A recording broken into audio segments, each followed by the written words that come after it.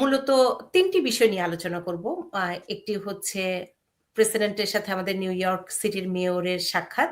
আরেকটি বিষয় হচ্ছে প্রেসিডেন্টের স্টেট অফ দ্য ইউনিয়নের যে ভাষণটি আর বাংলাদেশের বিষয়টি। বিশেষ করে আমরা দেখেছি শেষ মুহূর্তে একটি আমেরিকার সাথে চুক্তি হয়েছে বাংলাদেশের, সেই বিষয়টিও থাকবে এবং রাষ্ট্রপতি যিনি আছেন বাংলাদেশের তার একটি সাক্ষাৎকার প্রকাশ হয়েছে কালের কণ্ঠে, সেটি নিয়েও বিতর্ক চলছে অনেক জায়গায়। তো শুরুই করতে চাই আমি একটু প্রেসিডেন্ট ডোনাল্ড ট্রাম্পের সাথে নিউ ইয়র্ক সিটির মেয়র মামদানির বৈঠকের খবরটি।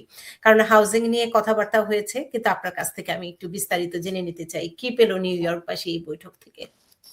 অনেক ধন্যবাদ। আমাকে মেয়র এই দ্বিতীয়বার দেখা করলেন। মেয়র নির্বাচিত হওয়ার কয়েকদিনের মধ্যেই তিনি সেখানে গিয়েছিলেন, প্রেসিডেন্ট ট্রাম্পের সাথে দেখা করেছেন এবং দেখা পরে আগে তিনি নির্বাচিত হওয়ার আগে তার বিরুদ্ধে অনেক কড়া কড়া বক্তব্য দিয়েছিলেন ট্রাম্প সাহেব, প্রেসিডেন্ট ট্রাম্প, এবং ট্রাম্প সম্পর্কে বিরূপ অনেক মন্তব্য করেছেন মামদানি। ফলে সম্পর্কটা খুব অস্বস্তিকর হওয়ার কথা। কিন্তু উনি নির্বাচিত হওয়ার পরে প্রেসিডেন্টের সাথে তিনি যে সাক্ষাৎ করলেন পারস্পরিক অ্যারেঞ্জমেন্টের মাধ্যমে, এবং সেইটা বেশ হৃদ্যতামূলক পরিবেশ হয়েছে। এবং সেই সাক্ষাৎকার পর প্রেসিডেন্ট বললেন যে he is a nice guy, লোক ছেলেটা ভালো, ইমপ্রেসড হয়েছেন, এটা বোঝা গেল। এই একটা কথা। তো যাই হোক, তারপর উনি বলেছেন তোমার ভবিষ্যতে যদি নিউ ইয়র্কের ব্যাপার, সিটির ব্যাপারে কোনো বড় প্রকল্প ইত্যাদির ব্যাপার হয় আমার সাথে দেখা করো।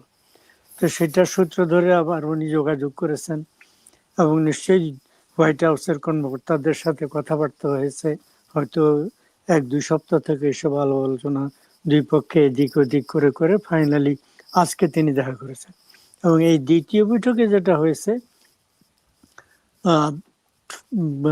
মেয়র মামদানি নিউ ইয়র্কে বসতি সংকট, বসত বাড়ির অ্যাপার্টমেন্টের সংকট তীব্র। জনসংখ্যার তুলনায় অ্যাপার্টমেন্টের ফ্ল্যাট, যাতে আমাদের বাংলাদেশে বলে, ফ্ল্যাটের সংখ্যা কম, ঘর বাড়ি আরো কমে গেছে, এই একটা। আরেকটা হচ্ছে দাম অনেক বেশি। তো এখন সিটির উদ্যোগে তিনি বলেছিলেন যে তিনি কয়েকটা কথা, একটা বলেছিলেন যে রেন্ট স্টেবিলাইজ, যে সমস্ত অ্যাপার্টমেন্ট আছে নিয়মিত একটা হার, বছরে এত পার্সেন্টের বেশি বাড়ানো যাবে না, 4, 5, 6, 7% এরকম বাড়ানো যাবে না। এই এই ধরনের লাখ লাখ অ্যাপার্টমেন্ট আছে নিউ ইয়র্কে, সেগুলোর কথা উনি বলেছিলেন। তিনি নিজেও, আমি যে এলাকা থাকি অ্যাস্টোরিয়াতে, এই এলাকায় একটা 1 বেডরুম অ্যাপার্টমেন্টে থাকতেন মামদানি, নিউ ইয়র্কের স্টেট অ্যাসেম্বলি থাকাকালে। যাই হোক, তো তিনি বলেছিলেন এগুলোর ভাড়া অন্তত 3 বছরের জন্য, পরে সংশোধন করে 1 বছরের কথা বলা হচ্ছিল। যাই হোক, 3 বছরের জন্য যেই পরিমাণে আছে তত টাকা সেটাতে রাখা হোক, বৃদ্ধি না করে। এইটা এই একটা। আরেকটা হচ্ছে যে অনেকগুলো অ্যাপার্টমেন্ট বানাবেন, সিটির উদ্যোগে বানানো হবে, যাতে হাউজিং এর যে ক্রাইসিস, আবাসন সংকট, সেটা অনেকটা শুরু হয়। এটা দুটা হবে, একটা হচ্ছে আবাসন অ্যাভেলেবিলিটি, প্রাপ্তি, সাপ্লাই বৃদ্ধি হবে, সরবরাহ। দ্বিতীয় হচ্ছে এর ফলে আপনার রেন্ট, ভাড়া যে অত্যধিক নিউ ইয়র্কে, লোকের আয়ের তুলনায় ভাড়া একেবারে নিঃশ্বাস তোলার মতো, সেটা কিছু কমবে। সেইটার জন্য উনি অনেক কয়েক হাজার অ্যাপার্টমেন্ট বানানোর পরিকল্পনা করেছেন। সেটা নিয়ে আজকে আলোচনা করেছেন প্রেসিডেন্ট ট্রাম্পের সাথে। তো মোটামুটি ভাবে এই নিউ ইয়র্কের সানি সাইড এলাকায় সিটির একটা বড় জায়গা আছে, ওখানে রেল ইয়ার্ড ইত্যাদি আছে। সানি সাইড, উড সাইড, এই এলাকায় বেশ একটা বড় সড়ো জায়গা ওদের আছে। সেখানে 12,000 অ্যাপার্টমেন্ট বানানোর একটা পরিকল্পনা এর আগে গত অ্যাডমিনিস্ট্রেশনের আগের অ্যাডমিনিস্ট্রেশনের সময় একটা পরিকল্পনা হয়েছিল মেয়র ব্লেজিওর টাইমে, ডি ব্লেজিওর টাইমে। সেইটা সম্ভবত সেটা নিয়ে আলোচনা করেছেন। তিনি কৌশলী লোক, ট্রাম্প সম্পর্কে তিনি জানেন, ট্রাম্পও তার সম্পর্কে জানেন। New York post, new York daily news একটা পত্রিকা, প্রেসিডেন্ট ফোর্ড যখন যুক্তরাষ্ট্রের প্রেসিডেন্ট, তখন একবার, সম্ভবত 1976 সালে, তখন একবার নিউ ইয়র্ক সিটির ভয়ঙ্কর একেবারে অর্থনৈতিক দুর্যোগ, এমন অবস্থা, ব্যাংক্রাপ্টসি ডিক্লেয়ার করার অবস্থা। তো তারা ফেডারেল সরকারের সাহায্য চেয়েছিল। তখন উনি বলছেন যে আমি কোনো সাহায্য করব না। তো সেটা নিউ ইয়র্ক ডেইলি নিউজ ওনার সেটা না বলে হেডলাইন করেছিল fort two new York city drop dead, মরে যাও, হ্যাঁ, তো নিপাত যাও ইত্যাদি। তো ইনি সেইটা নিয়ে গেছেন পাশে আরেকটা, ইনি আর্টিফিশিয়ালি তৈরি করে এক্স্যাক্টলি পাশে ওই রকম ছবি, নিউ ইয়র্ক ডেইলি নিউজ সব, খালি নিউজের হেডলাইনটা ডিফারেন্ট। আর একটু বর্ণনা দিবেন সেটা হেডলাইনটা কি? নিউ ইয়র্ক লেটস বিল্ড, করতে বুঝছেন, আসো আমরা আরো অনেক বানাই, মানে এখানে আবাসন ঘর বানাই। ট্রাম্পের ছবি দিয়ে। ট্রাম্পের ছবি দিয়ে, ওইটাতে ফটোর ছবি লেগেছে, ট্রাম্প, প্রেসিডেন্ট ট্রাম্প এগুলা দেখলে খুশি হন এটা মনে করে। এবং সত্যি প্রেসিডেন্ট ট্রাম্প খুশি হয়েছেন, তিনি দুটোকে এইভাবে ধরেছেন, আগেরটাও ফোর্ডেরটাও নিজেরটাও ধরেছেন, তিনি খুশি হয়েছেন। এবং মোটামুটি ভাবে সম্ভবত তিনি আশ্বাস দিয়েছেন এই ব্যাপারে। তো এই ব্যাপারে নিউ ইয়র্ক টাইমস একটা এবং অন্যান্য অনেক পর্যবেক্ষকও বলেছেন, কিন্তু নিউ ইয়র্ক টাইমস বলেছে যে প্রেসিডেন্ট ট্রাম্পের মানে মামদানির প্রতি এই ধরনের আচরণ এটা খুব চমৎকার, কিন্তু বিস্ময়কর। কিন্তু একটি কথা হচ্ছে, প্রেসিডেন্ট ট্রাম্প তো ঘন ঘন মত বদলান, মেজাজ মর্জি ওনার ঠিক থাকে না, ফলে এখন তো বোঝা যাচ্ছে ঠিক আছে, তো ভবিষ্যতে কিছু বলা যায় না। কিন্তু আরেকটা ঘটনা ঘটেছে, মামদানি এই 6 জন স্টুডেন্ট কলাম্বিয়া ইউনিভার্সিটির, তাদের ব্যাপারটা উল্লেখ করেছেন, তাদেরকে গ্রেপ্তার করা হয়েছে। তো তাদের ব্যাপারটা দেখার জন্য তাকে অনুরোধ করেছেন। আর বিশেষ করে একজনের কথা উনি উল্লেখ করেছেন, একদিন আগে তাকে গ্রেপ্তার করা হয়েছে, পরশু সম্ভবত। তিনি হচ্ছেন আজারবাইজানি একজন ছাত্রী।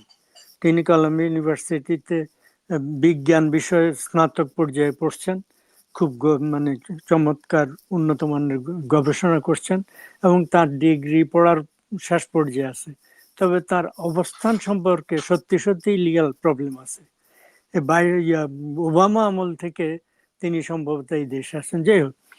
তো তাকে পরশু ভুয়া কথা বলে তার অ্যাপার্টমেন্ট বিল্ডিং এ ঢুকেছে, মানে ইমিগ্রেশন ডিপার্টমেন্টের লোকরা, তারা বলেছে তারা একটা অপহৃত শিশুর সন্ধানে ভিতরে অনুসন্ধানে যাচ্ছে। এই কথা বলে সুপার দরজা খুলে দিয়েছে অ্যাপার্টমেন্ট বিল্ডিং এর বাইরেটা, ভিতরে যে তারা ওই ছাত্রীর অ্যাপার্টমেন্টে গেছে।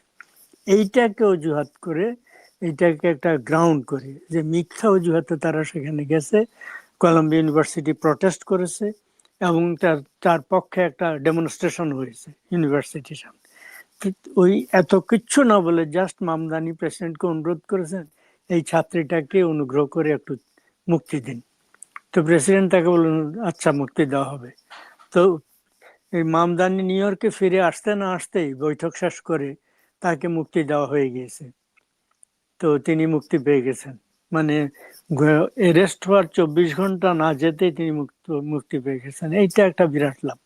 তো ফলে মামদানির প্রতি তার আচরণ এ পর্যন্ত খুব উল্লেখযোগ্য এবং আশা করা যায়।